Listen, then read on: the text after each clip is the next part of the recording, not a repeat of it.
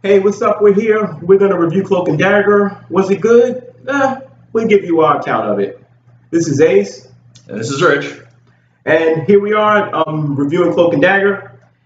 What do you think about this thing?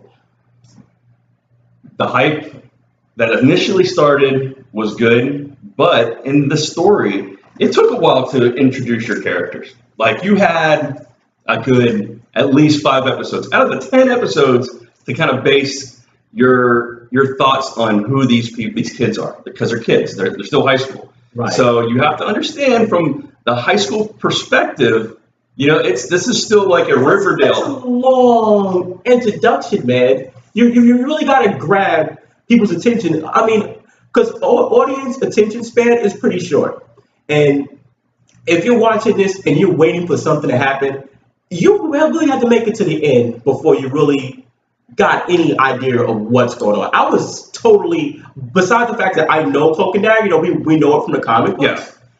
I was, if I watched this and not know anything about this, I would be totally lost. But in that MCU, that whole new universe that they created outside the comic books, they had to redevelop these characters, because every MCU movie you will watch, or television series like Shield, Yeah. and since Fox owns the mutants, and and then they wanted to introduce some of these mutants over in the Shield category. Right. They actually had to call them the Inhumans. Right. So since Inhumans are considered like outside, aliens that kind of adapt their powers here in the modern Earth, they can't call them mutants because Fox is going to be like, boom, You can't use the word mutant though. yeah. So I guess it's kind of a redefining of continued comic book characters. The only problem I have with that is, I'm old school, and probably if I didn't know comics and I didn't know the way things are supposed to be, this would be totally fine for me. And I hate to be anal, but what I'm saying, like, I have a problem with you change everything. But that's and that's the mentality of all the old people. I'm an old person too. Right. I grew up with everything that was great about comic books, but now since they're gonna put it on the screen, they gotta like reach for the millennials or the millennials. Millennials, that's a new word. Millennials. TM that, right? So with that. Their mind's so simplistic, and I know I'm insulting probably some millennials. You definitely are, but this is my perspective. It's like, hey, we have to make this a story that kind of like intrigues people, and then so they get the attractive people. They get like and then they brought it in. They played it out. It got great after episode 5. But like for the first 5 seasons, first 5 episodes, so slow, man. It was bad. It was dragging. I'm surprised that they didn't like go. They didn't Inhumans it. And that's the problem too. If you don't grab people's attention really quickly now, with all these shows coming out, especially the Netflix shows, the Netflix superhero shows, in most cases, minus Iron Fist, usually kick behind. You know what I'm saying? So. That's the type of TV show that you kind of expect. You expect that type of writing, that type of dramatic storytelling that you get from Netflix. And when they're not giving this to me, I'm just not feeling it. Yeah, but you know what? It wasn't a Netflix exclusive either. I know. So you're looking at it's a Hulu exclusive, and like I think it was Hulu that was. Yeah. Hulu's gonna get it because it's regular. It's ABC. Oh no, it was actually Freeform. Freeform was the one that did it. Which was Paramount. Yeah, Paramount. And then, of course, they come up with a lot of good trendy shows, because if you've seen, like, the Shadowhunters, that was a Freeform show. I love it. I'm kind of upset that, I binge watched all 3 of the seasons, like, in a weekend. And I was like, oh, my God, is there more? It's not like the book. That's the new trend. But, once again, it is tended towards the millennials. So you're looking at... That's definitely it. That's probably why it to me, it's kind of stale. Because anything that you're putting toward that demographic and that audience, to me, comes out. It can't. Okay. Spoiler alert. If you haven't seen Cloak and Dagger, it all starts off with a big, explosion from a industrial plant, which I'm not saying it sounds familiar from like maybe a Flash episode, but I'm just saying that, the nothing original anymore. Nothing. Original Cloak and Dagger. They were a drug experiment. Yeah. You know, so you can't put that in today's world with, you know, the whole drug thing because, you know, because that's how everything was like the whole DC universe and a lot of this, even in the Marvel universe, drugs. It was dark. How did Captain America become Captain America? They gave him some drug. They gave him some super steroids. They didn't call it a super serum, but no, it's a super steroid. You know, so boom, now he's one of the most powerful characters in the MC universe. Right. So you figure, because that's a guy that stood up to Thanos. He's like, boom, grabbed his arm. He's like, what? So now Hulk did. You know, Hulk got scared because he couldn't come back out after Bruce Banner. But I'm not going to talk about Cloak and Dagger. Please don't. Yeah. So, but you're looking at, okay, so they had this explosion simultaneously, 2 kids. Those are the only 2 kids in that whole entire explosion that got affected. What caused that? They didn't explain that. Hopefully they're going to explain that somewhere down the line. But in this show, it shows a white girl and an African American. Well, not African American because it's more of a Haitian descent because of the Louisiana, basis that they put in. Yeah. You know, and they touched on the voodoo stuff, and they touched on his father's background that's associated with that, and his brother's death and how this affected him and brings them to a dark place where, of course, that's where Cloak always gets his powers from the dark side. You know. However, okay, we talk about Cloak and his powers. They waited so long to show what this guy can do. He still doesn't know what he can do. He can't even teleport without having something as a focal point of his power. I mean, does he need give him a wand, give him a Harry Potter wand, he can focus his power. Without this little thing, I can't do it. But that's Marvel's theory behind everything. Once again, I don't want to have to relate to Thor, but you know what? Odin told himself, that hammer's not you. It was just something that you can focus your power on. Right. You know, so if someone has something that at such an adolescent age that figures that, his teddy blanket or something exactly.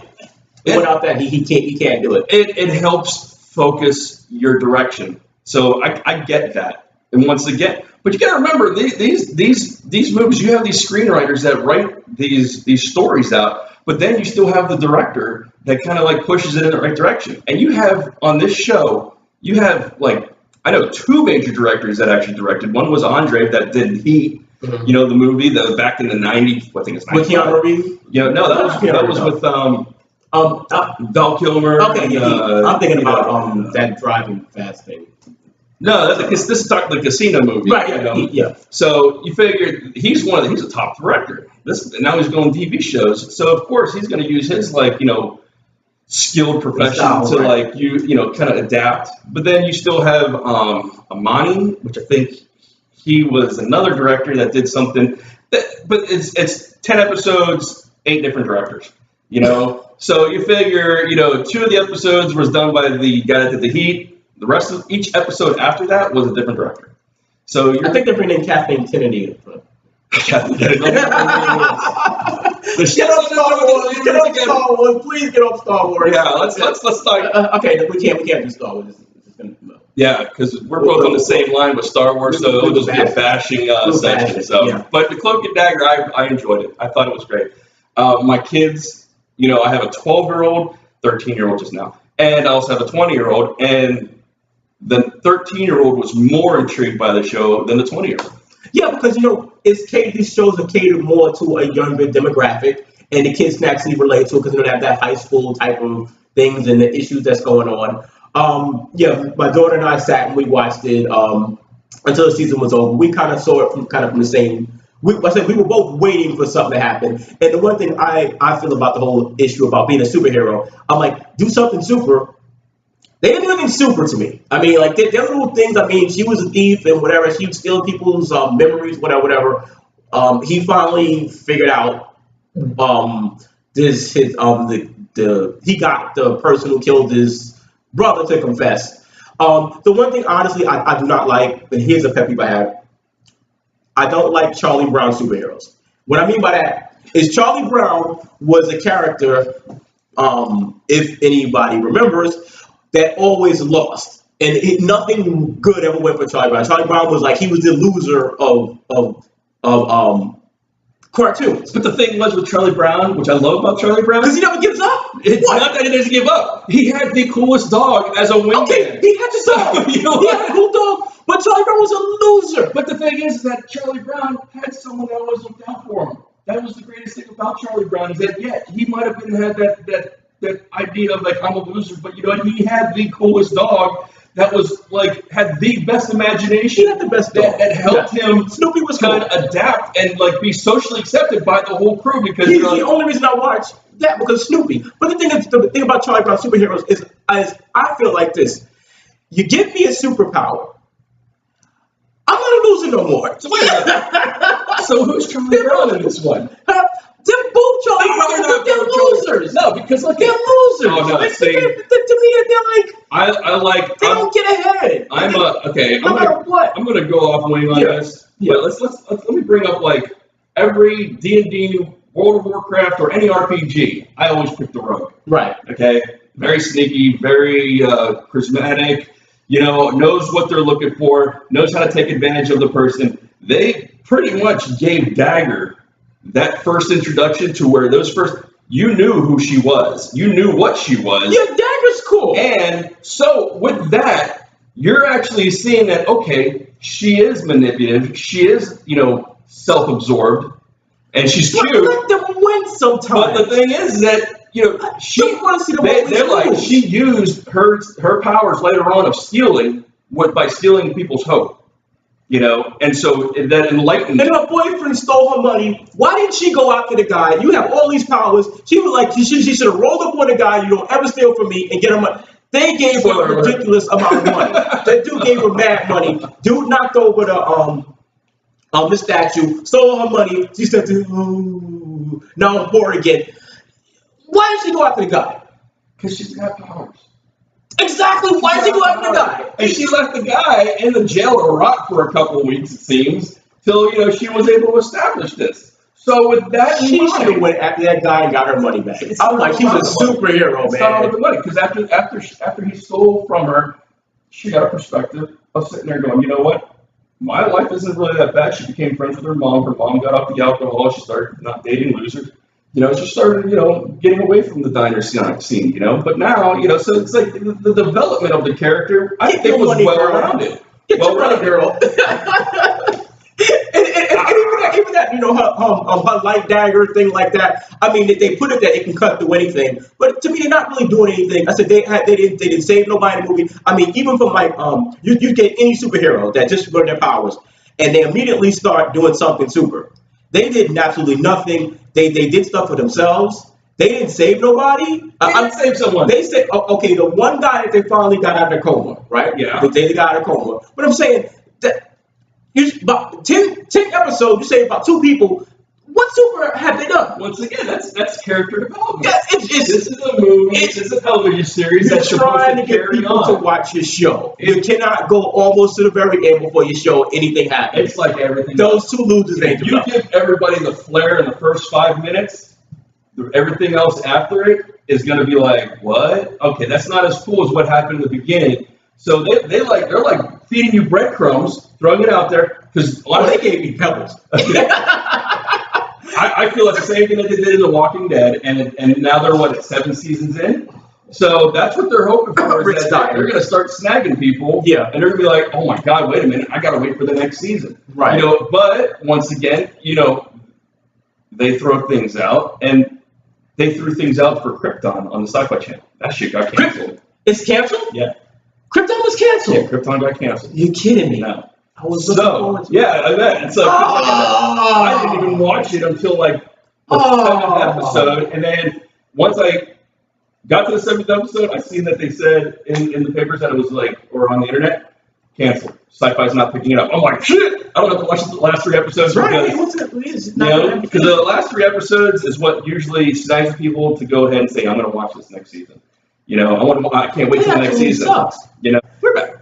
Yeah. Oh, and how about the ending of it? The way it ended, because they were putting it was going to be the biggest thing that's going to tear up the whole entire city, and it ended so anticlimactic. They went and he teleported and did a couple of things, whatever. And the whole city was all saved, and no one knows how it happened and everything else. But they built it up like it was going to be like the massive, like the whole entire city was going to be destroyed. And to build something up so big and to make it such a simple ending, wasn't enough for me. But okay, I can see where you're coming from that perspective. But once again, I'm gonna go on the positive side of this and say, yeah, it was anticlimactic.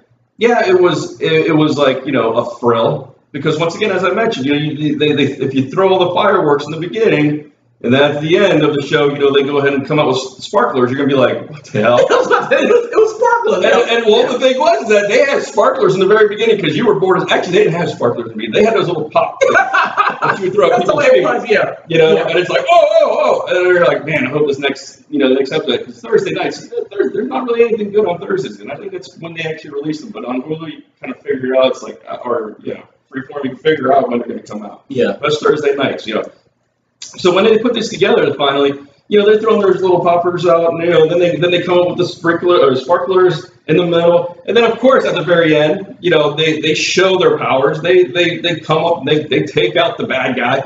They bring the mom and the daughter back together and making sure life is better. More, man. Exactly. I want to see more. So when you got to episode 10, you want to see the next season. I want them to be super. I want them to actually get together. Hey, this is the world now. I mean, if it was, hate to put it out there, but if there was a gay couple, they would have already kissed. You know what I'm saying? Because they are a regular heterosexual couple. I can't even say because it's interracial, but I'm like, they might even get together from this perspective. And why would these two not get together? They both have some type of connection, always been connected. Yeah, but see, you got to realize that in the story also, Cloak, he has a female that he's interested in, which she actually helped him, come to the conclusion with Grandma Voodoo, to explain who he is, because if you didn't see it, there was always a couple that helped out with the Voodoo story. Yeah, they get the whole story. Yeah. Okay, there's always two. May it be a brother and a brother, or a sister and a lover, or whatever you want to call it. But in that story, there's always Cloak two. And Dagger. So Cloak and Dagger are not going to hook up. Because he has this other hottie that's been supporting him. Okay. Now it might end up as an FWB, but I'm just saying, those two need to be. Honestly, if you gave a romance to them, that would actually make more people interested in the story. Because people look at that. That's like the whole. That's the problem. That is so. That's the stereotypical of a show. Everybody wants to go. Hell, I was like, man, when I was watching I'm showing my age now, 90210. Everybody wanted to hook up. But Dylan didn't want a girl. He did. He had a small group, and you're just sharing a bunch of friends. Whatever. Superheroes? Okay, polyamorous is a really good thing this day. Let's share the love and not worry about how. If they was gay, they'd have already made out. They'd have already showed it. They'd have been kissing from scene one. You know what I'm saying? If they were gay characters, they would have hooked up. I know, but see, you got to look at this perspective. Is that this is the complete reverse. This is Bizarro world. That is true. You said in a nutshell. You're right. This is white female from poverty, rich African American, Haitian American, whatever you want to call them, rich and has a lot of privileges, in this world. So it is totally right. You're 100%. It's the complete opposite. I'm not saying that it's the complete opposite in our world. Yeah. But in the cinematic world, they did a role reversal. They didn't want the guy to be they didn't want to be the stereotypical. They didn't want to be the man from the streets. Right. They had to change everything up. But of course, once you further get in, you come to find out that his background, that his father was the one that came from the streets. Yeah. And so his father, like every other father, doesn't want their kids to kind of go in that direction. True. But in the very beginning of the story, you've seen that the girl, she was of upper class, and then her father passes away in this accident, and then they go from being rich and extravagant and doing all the galas and all these things, and coming down to reality where the mom ends up being a diner waitress, and she becomes a manipulative little thief, that pulls on the heartstrings of men to get what they want. And she's pulling the heartstring of Cloak. No heartstrings. I'm going to go with that. Cloak, you keep your shit up. You hold off, Cloak, man. you give it out. Give it up, Cloak. Power. Because, I know the power of the punani is, and it's not needed. You know, and Cloak has his ideas, and he knows where he's going. You know, he's got his agendas, and he knows where everything's right. But we're not going to figure this out until season 2. Right. So that's my thing, is that the way that they bring it in, you know, from 2 different perspectives. He loved it because it was small breadcrumbs, and at the end, it's like, I need to see more. Mine is like, man, they did slow with the character development, but I think they gave enough to where it's like, I want to see this next episode because I know for a fact that they're going to actually learn more powers, more of their abilities, you know, in Please give them something, man. I want to see superheroes doing super things. I want to see you save somebody, or at least if you're not going to save nobody, I want to see super stories. That's what I want to see. Exactly. Get some good writings, man. Stop doing this Star Wars. You know, we could just throw something out here and we don't got to give anybody any type of writing or whatever. No. Even worse than that, the Jurassic Park, the last Jurassic Park, when we just think that because we have a good concept, we don't have to give you a story. Don't Jurassic Park me in my TV shows. Oh, well, okay. But you're talking about $1 million episode. You know, well, not even $1 million, right, but you're talking $100 million movie that didn't spend 5 hours on the writing. It was written by a kindergarten. Okay, but you got to remember, and I am with the production side. I love the movie industry. The production was amazing. The writing sucked. But that's the thing, is they're hoping people pay the $15 a ticket. Okay, they spent over $100-something million for the movie.